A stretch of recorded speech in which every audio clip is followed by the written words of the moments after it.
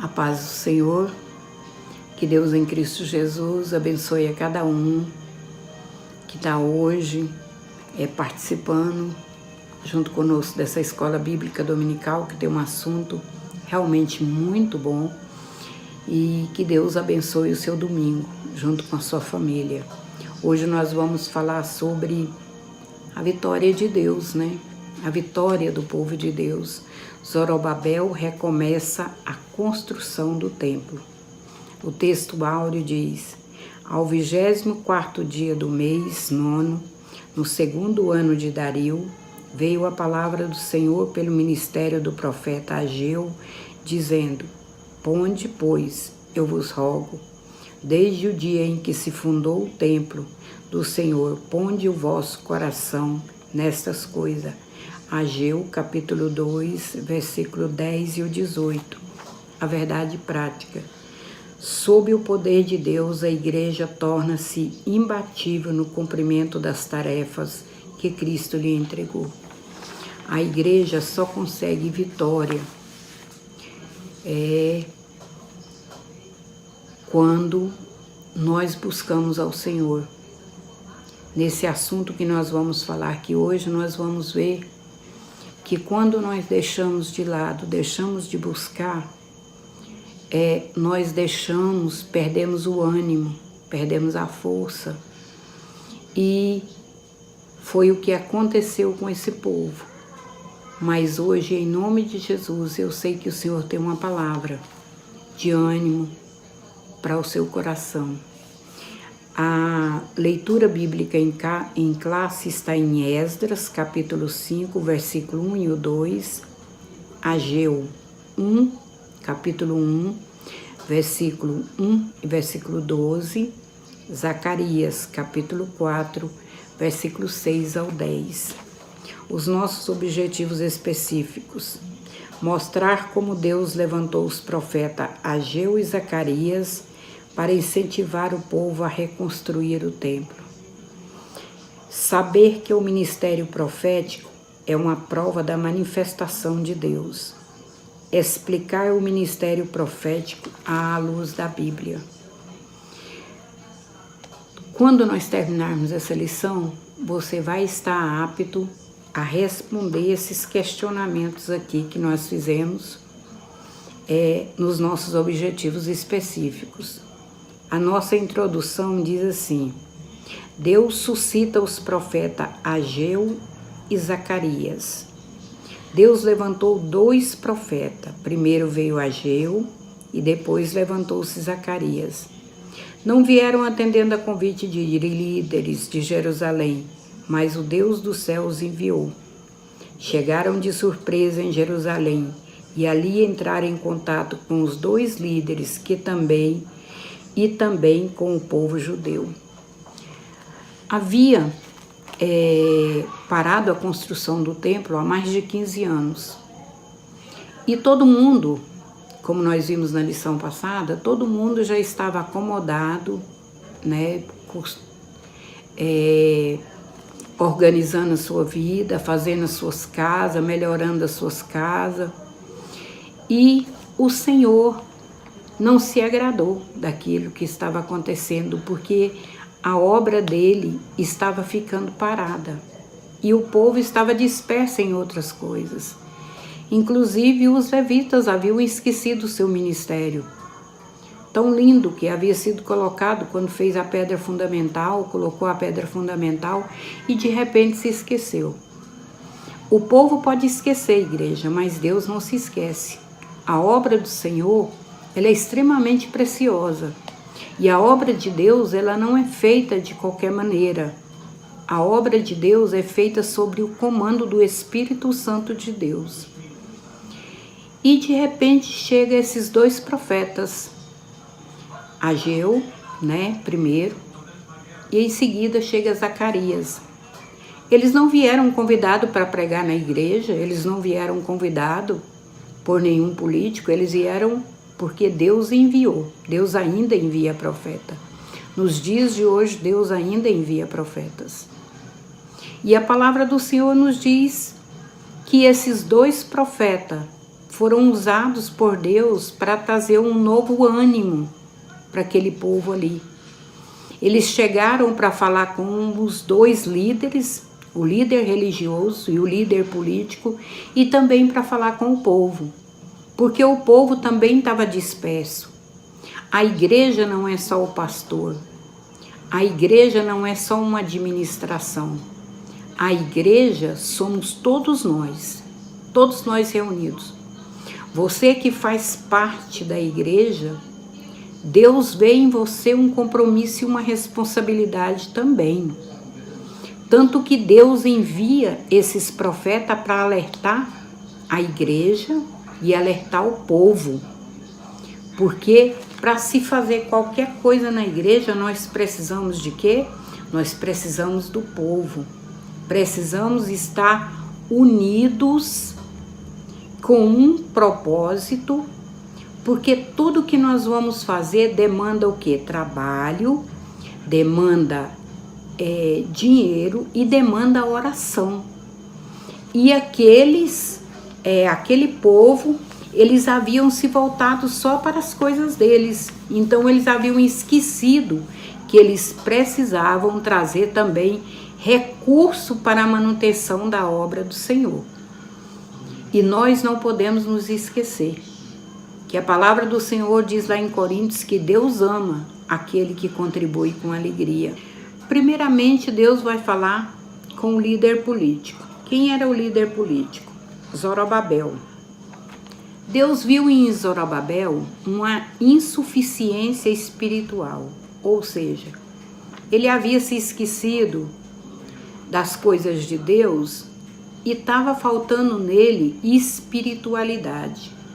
A obra de Deus tem um hino que a gente canta, que eu quero trabalhar na vinha do Senhor, porque a vinha é uma das plantações mais complexa, que maquinário é mais complicado, praticamente tudo é feito manual.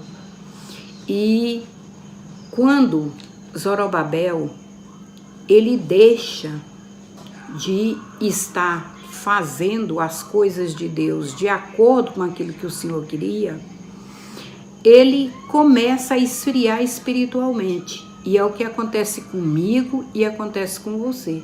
Nós esfriamos espiritualmente, perdemos o entusiasmo para fazer a obra de Deus. E esse líder,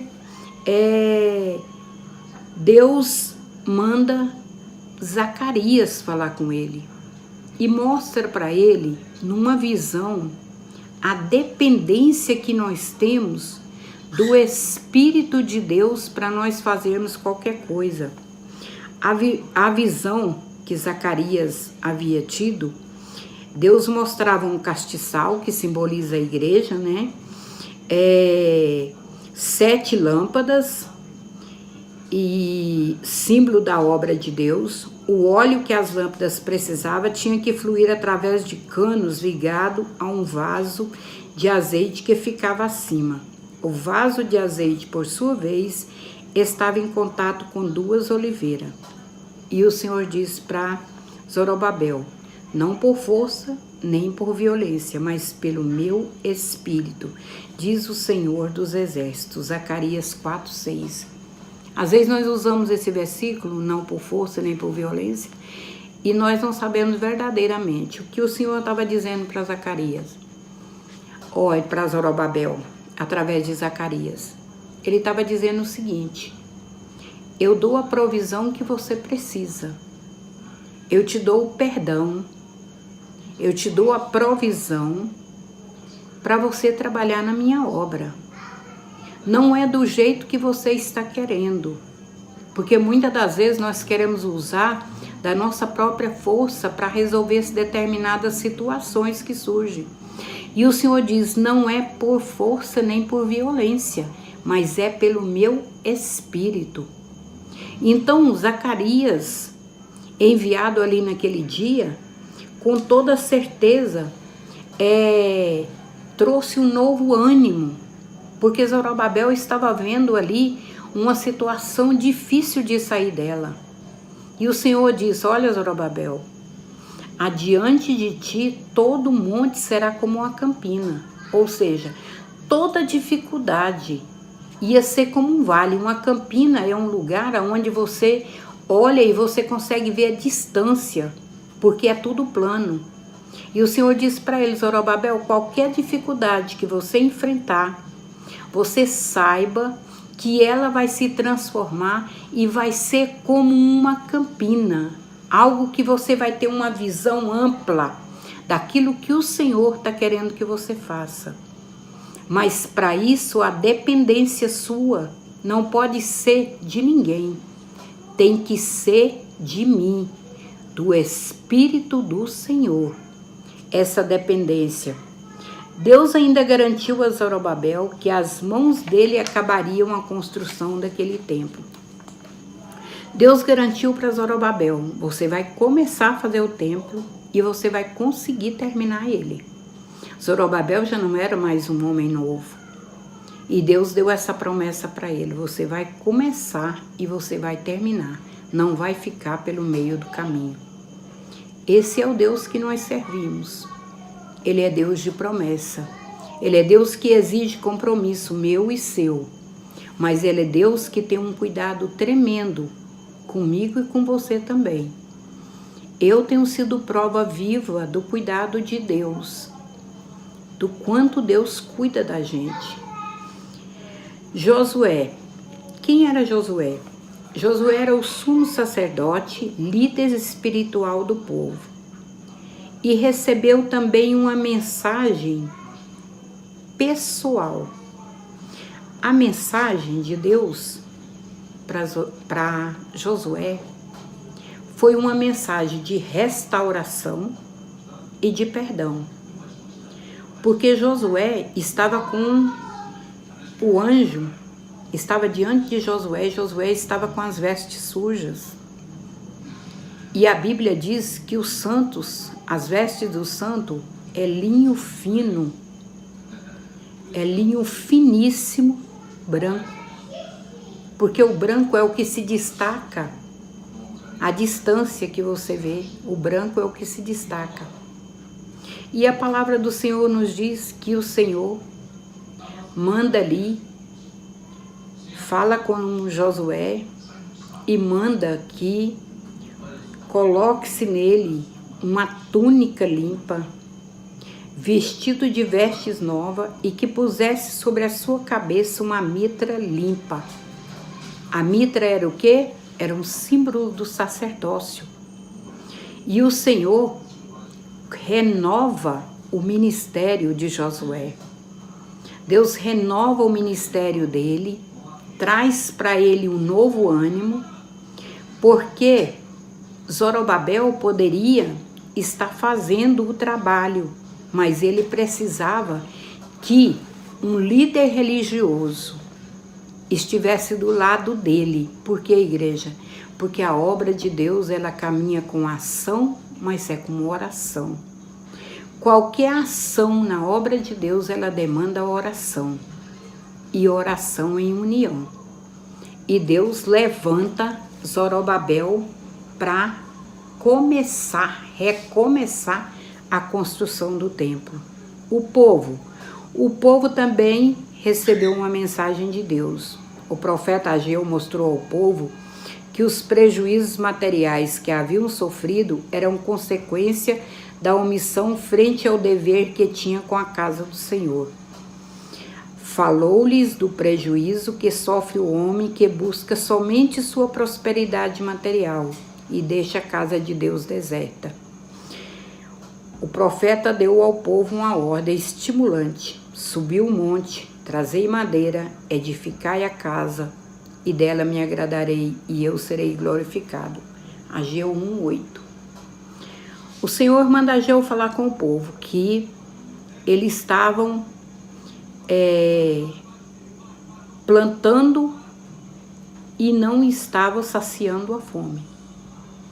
Eles estavam colocando o dinheiro como num saquetel furado. Colocava e sumia. E tudo aquilo que estava acontecendo, todos aqueles prejuízos, era porque eles tinham abandonado a obra do Senhor. E ele dá a ordem: olha, vocês sobem o monte, traz a madeira, edifica a casa, dela me agradarei e eu serei glorificado. E consequentemente eu vou abençoar vocês. Esta era a proposta, a promessa que estava intrínseca nessa palavra do Senhor. Cuida da minha obra, que eu cuido das suas coisas. Quantas vezes você já ouviu Deus falar? Cuida da minha obra, que eu cuido da tua casa. Cuida dos meus, que eu cuido dos teus. Quantas vezes Deus já falou isso comigo?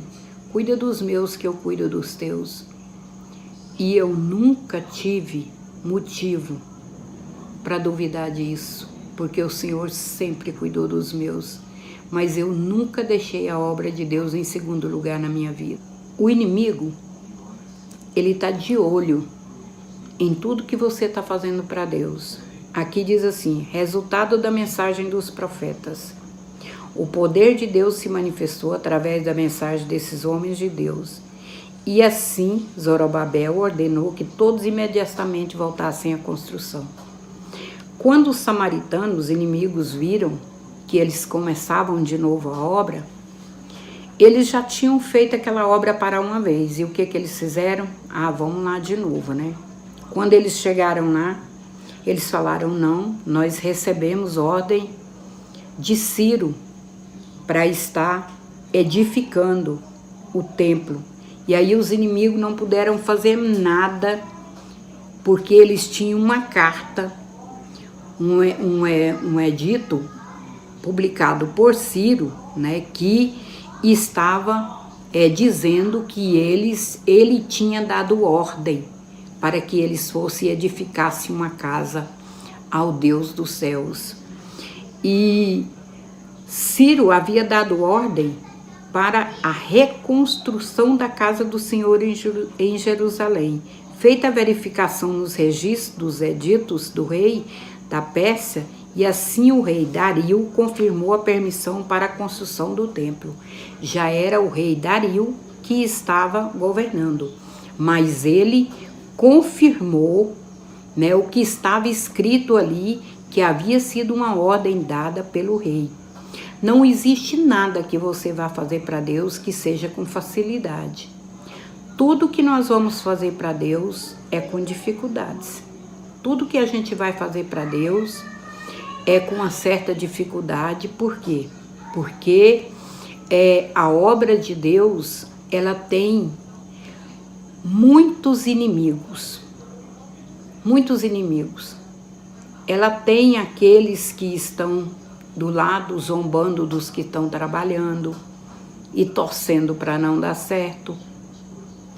Ela tem o inimigo das nossas almas, que fica de olho para ver se consegue parar a obra que nós estamos fazendo.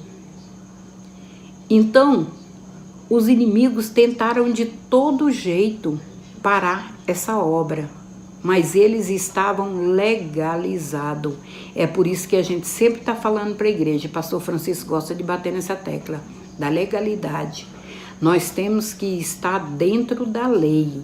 Não adianta nós querer peitar determinadas coisas que não está dentro da lei. Por que, igreja?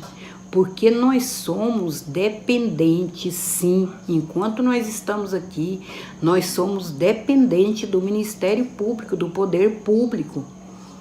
O nosso primeiro socorro vem do Senhor, mas o poder público, ele tem, sim, que ser respeitado. E eles estavam dentro da legalidade com todos os documentos. O impulso espiritual dado pelos profetas continuou dominando os construtores até a conclusão da construção. Os profetas Ageu e Zacarias continuavam dando a sua cooperação, prosperando pela profecia dos profetas Ageu e Zacarias, filho de Ido, e edificaram a casa e a aperfeiçoaram, conforme o mandado do Deus de Israel, e conforme o mandado de Ciro, e de Dario e de Artaxerxes, rei da Pérsia. Esdras 6,14. e acabou-se esta casa. Esdras 6,15. Que grande bênção!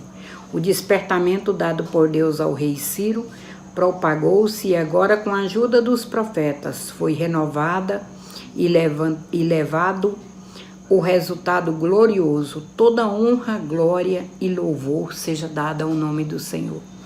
Através dos profetas, através do novo ânimo que Deus deu a Zorobabel, a Josué, e através do ânimo que o Senhor deu pelos profetas Zacarias e Ageu, a casa do Senhor foi reedificada. Em torno de 3 anos para a reedificação da casa do Senhor. Nós vimos o ministério profético uma prova da manifestação de Deus. As manifestações sobrenaturais no Antigo Testamento. Há muitos exemplos no Antigo Testamento, mas nós vamos mencionar 2 exemplos.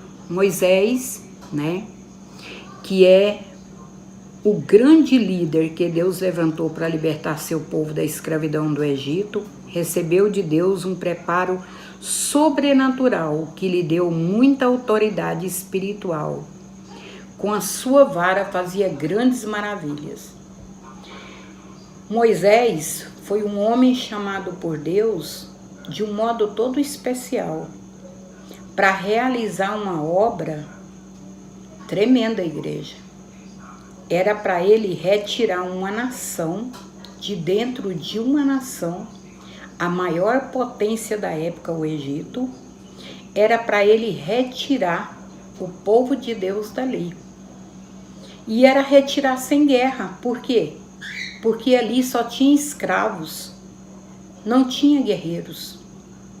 E a palavra do Senhor nos diz que Deus usou Moisés para operar maravilhas e através desse homem de Deus, um profeta de Deus, o Senhor retirou a nação do Egito. Elias, o profeta de Deus, foi revestido de autoridade sobrenatural para ajudar Israel. Israel estava numa crise de idolatria tremenda. E Deus levantou um profeta que ele surge do nada. Ele não tem descendência, não tem genealogia, não tem nada. Ele surge do nada e faz um grande reboliço santo em Israel. Todos nós conhecemos a história dos profetas de Baal e de Acera, que num dia Elias destruiu, matou todos eles, que aqueles profetas eram usados para discipular outros. E o Senhor usou esse grande profeta de Deus para estar fazendo essa grande maravilha. Nós conhecemos a história de Elias, sabemos o que aconteceu com ele. E você que é homem, que é mulher de Deus, sabe que muitas das vezes nós passamos por situação difícil, que às vezes nós fraquejamos, né? Às vezes nós sucumbimos a determinadas situações, mas Deus sempre vai estar pronto a nos convocar quando nós entramos na caverna para nos esconder e ficar quietinho lá. Deus sempre vai estar nos chamando e dizendo: vem cá, porque eu ainda tenho uma grande obra para você realizar. Para Elias, ele ainda tinha uma grande obra. E para mim e para você, ele tem uma grande obra, nem que seja nas pequenas coisas que você vai fazendo. É um tijolinho que você está colocando, como na ilustração dessa revista nossa. É um tijolo que você vai colocando.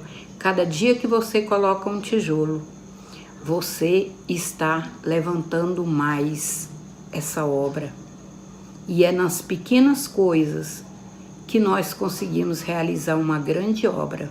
Manifestações sobrenaturais no Novo Testamento. Quando o Espírito foi derramado em sua plenitude, os dons espirituais começaram a entrar em ação e passaram a nascer a sua própria preparação divina para o ministério.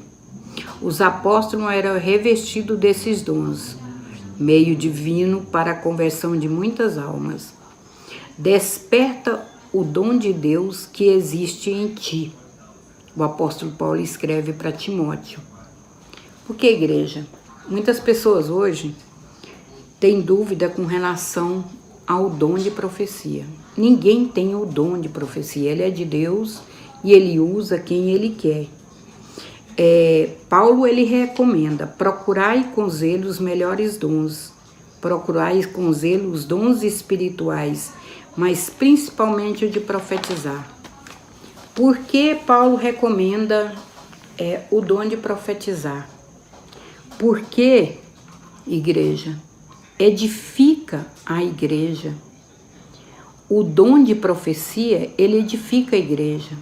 Às vezes entra uma pessoa na igreja que ela não é crente e ela ouve Deus falando aquilo que ela necessita na vida dela e de repente a pessoa se sente encantada. Por quê? Porque ela vê naquilo ali e olha, Deus está me vendo aqui. E isso foi o que os discípulos usaram para a conversão de almas. O apóstolo Paulo, ele era tremendamente usado por Deus, pelo Espírito Santo, para ensinar, para profetizar. Tanto que hoje os livros, as epístolas do apóstolo Paulo são tão atuais quanto no dia que ele escreveu. Então o apóstolo Paulo, quando você fala em dom de profecia, fulano não tem o dom de profecia, irmão não tem o dom de profecia. O dom é de Deus e ele usa de acordo com a necessidade da igreja. Deus não anda falando do jeito que muitas pessoas pensam. Às vezes as pessoas vou ali em tal igreja tal, porque ali Deus usa fulano para falar. Muitas vezes a pessoa fala porque o outro está querendo ouvir. Mas quando Deus fala, abala a sua estrutura. E você sabe que Deus está falando com você. Não é com outra pessoa, é com você que Deus está falando. O ministério de profeta à luz da Bíblia. O profeta exerce o ministério determinado por Deus. Ninguém toma para si esta honra, senão o que é chamado por Deus. Hebreus 5:4. Não é qualquer pessoa.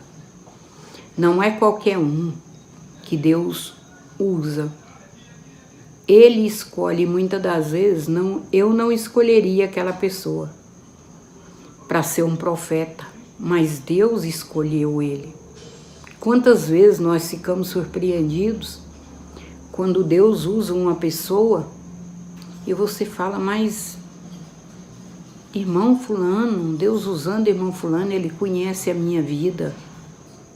Mas só Deus sabe o quanto custa muitas das vezes para a pessoa entregar uma mensagem de Deus quando ela te conhece. Justamente o medo de ser julgado. Então que nós possamos estar atento. Profecia, igreja, é algo extremamente sério. E Deus diz, ai daquele que diz, assim diz o Senhor, se eu não tiver dito.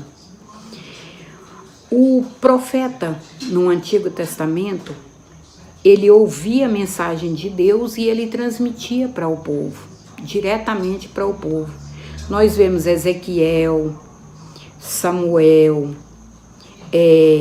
Elias, como nós falamos, né? Moisés, que transmitiram a mensagem de Deus diretamente ao povo. Jeremias, que foi usado por Deus de uma maneira tremenda para transmitir ao povo a mensagem do cativeiro, e o povo não quis ouvir.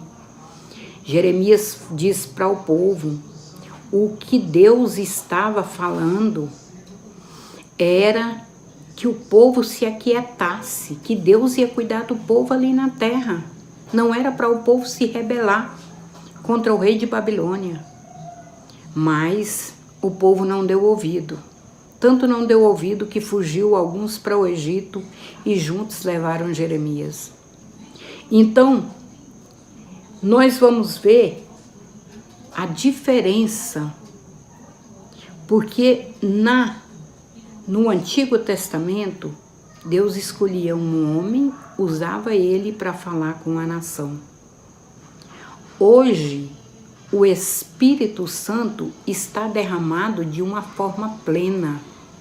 Ele está à sua disposição. Muitas das vezes você pode pensar, por que é que Deus usa tanto fulano? Aonde ele busca, você pode buscar também, que você acha. O profeta na dispensação do Novo Testamento. Entre os dons espirituais está o dom de profetizar. Ter alguém com o dom de profecia não significa que ele seja profeta. O termo profeta designa quem tem o ministério de profeta. Este ministério de profeta é o ministério da palavra, do ensino da palavra de Deus. Uma preparação especial do Espírito Santo para o ministério, uma preparação especial. Existe uma diferença importante entre o ministério de profeta do Antigo e do Novo Testamento. No Antigo, os profetas eram consultados pelo povo e transmitiam-lhe a resposta de Deus. Mas a Bíblia diz, a lei e os profetas duraram até João, e desde então é anunciado o reino de Deus. Ou seja, na nova aliança, o profeta, ele tem agora uma função diferenciada. Ele é usado por Deus segundo a necessidade da igreja. Não é mais, você não vai mais consultar um profeta, igual nós vimos na palavra do Senhor, né? Quantos profetas que foram ali ser consultados pelo povo para saber o que Deus queria, o que Deus ia fazer. Mas no ministério da dispensação da graça, o profeta é aquele que transmite a palavra do Senhor. Se você ensina, se você ministra, você é um profeta de Deus. Você está usando a palavra de Deus, o ministério da palavra, como uma profecia, que é a verdadeira profecia, é a palavra de Deus. É importante notar que no Novo Testamento não há um único exemplo de alguém consultando um profeta. No Novo Pacto, todos esses acessos a Deus nós temos através de Jesus Cristo. Nós não precisamos mais consultar um profeta. Nós temos Jesus Cristo, nós nos ajoelhamos e falamos com Ele. E Ele responde para nós. Jesus é o único mediador e, portanto, um erro doutrinário quando alguém que possui o dom de profecia procura usá-lo para responder à consulta de qualquer natureza, como casamento, viagem, compra de imóveis. Não é para isso um profeta. Não é para você ir lá consultar se você casa com fulano ou não. É para você esperar que Deus fala com você. Não precisa você correr de um lado para o outro, procurando saber qual é a vontade de Deus. Pode ter certeza de que na hora certa, Ele vai falar com você, vai responder os seus questionamentos. Não mandei os profetas, todavia eles foram correndo. Não lhes falei a eles, todavia eles profetizaram. Jeremias 23, 21. É fundamental que os obreiros ensinem a igreja acerca do uso correto dos dons, inclusive de profecia. E nós não podemos dizer que nós não temos aprendido, que nós não temos sido ensinados acerca do dom de profecia e acerca da meninice, que existe muito nos dias atuais, usando esse dom. Que Deus em Cristo Jesus te abençoe e possa falar mais ao teu coração. Hoje à noite nós temos o culto às 17 horas, depois temos uma segunda reunião de adoração às 19 horas. Que Deus te abençoe e te dê um domingo abençoado para você e toda a sua família.